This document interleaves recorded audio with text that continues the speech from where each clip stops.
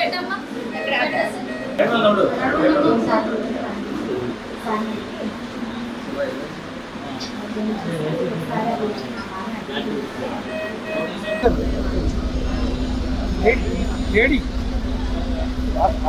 తమ్ముడి పేరు ఏమూరు నాగరాజ్ అండి, మాది పాణింగ్ అండి.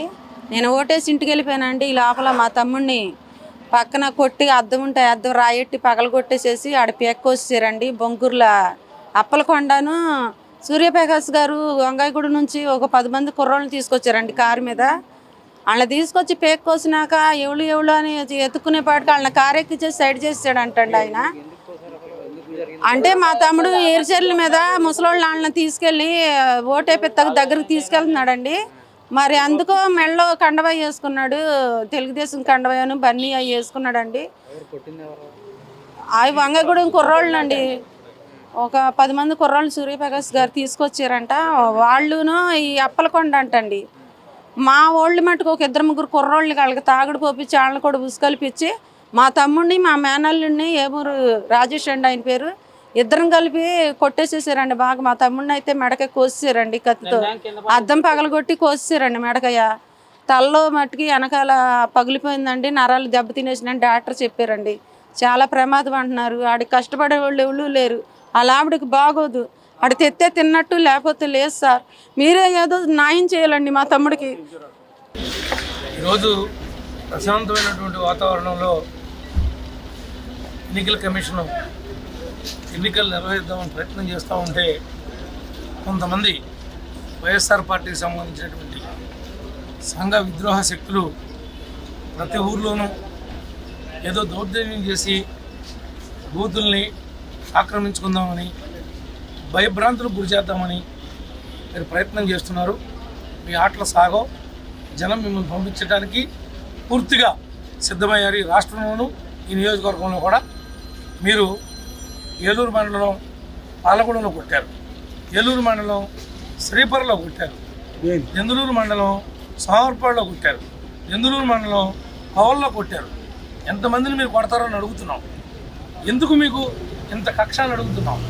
ఓట్లు ప్రశాంతమైన వాతావరణంలో వాడు ఓట్లు వేసుకుంటారు. ఎవడ పార్టీకి నచ్చితే ఆ పార్టీకి ఓట్లు వేసుకునే హక్కు వాడికి ఇచ్చారు. అది ఆడిగా రాజ్యాంగపరంగా వచ్చినటువంటి హక్కు. వాడు హక్కును ఆడు వినియోగించుకుంటుంటే మీకెందుకు కడుపు మంట వస్తుందో అని అడుగుతున్నాం. ఇన్ని దాడులు ఎప్పుడైనా ఈ నియోజకవర్గంలో జరిగినాయా అని అడుగుతున్నాం.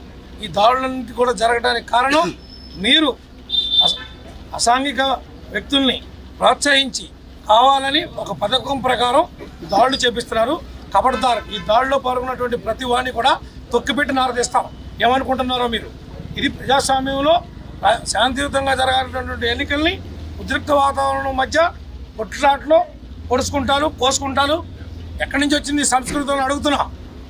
ఎందుకు చేస్తున్నారు అని అడుగుతున్నాం. దమ్ముంటే గెలవండి ప్రజాస్వామ్యంలో ఓట్ల ద్వారా. ఎవరిని భయపెడతారు మీరు? Thank you. అందరి సంగతి చూస్తాం. ఇప్పుడే అడ్వకేట్ పంపిస్తాను. ఇప్పుడే పంపిస్తాను. కనీసం ఎక్స్ట్రా చూపించు. మనోడు ఒకటే షెడ్యూల్ లేదు. మనోడు పండుగ నోట్ తీసుకొచ్చేయండి. నేను కూడా వెళ్తా ఉండదు. కోర్సు కూడా వెళ్తున్నాను. రోడ్లు పెట్టండి, నాకు వెళ్తున్నాను. గ్రామంలోని ఈరోజు వైసీపీ నాయకులు కొంతమంది బయట నుంచి రౌడీలను తెప్పించి మా తెలుగుదేశం పార్టీ కార్యకర్తల మీద దాడి చేసి ఉక్రోషం ఆపుకోలేక ఓడిపోతున్నాం అనే భయంతో ఉక్రోషం ఆపుకోలేక వాళ్ళ మీద దాడి చేసి రాళ్లతో కొట్టిందే కాకుండా మళ్ళీ పీక కూడా కోసారు.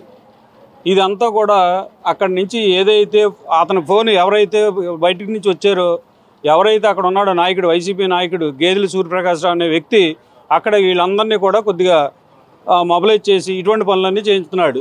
గతంలో కూడా ఒక మహిళని చంపేసిన దానిలో కూడా అతను జైలు శిక్ష అనుభవించాడు. మళ్ళీ ఇప్పుడు సేమ్ మళ్ళీ వీళ్ళందరి మీద తెలుగుదేశం పార్టీ నాయకులందరి మీద కూడా బయట నుంచి రౌడీలను తెప్పించి ఊర్లో వాళ్ళని కాకుండా తెప్పించి మరీ అక్కడ దాడి చేయాలని చూశాడు.